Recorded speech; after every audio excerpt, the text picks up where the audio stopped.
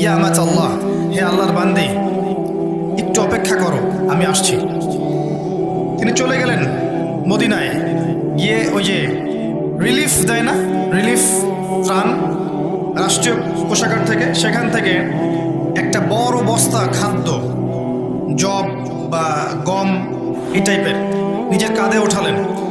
নিজের কাঁধে, অ্যাসিস্ট্যান্টের কাঁধে নয়, নিজের কাঁধে, গাড়িতে করেও নয়, পায়ে হেঁটে কাঁধের মধ্যে এই বস্তাটা নিয়ে তিনি হেঁটে হেঁটে যাচ্ছেন ওই মহিলার বাসা পর্যন্ত।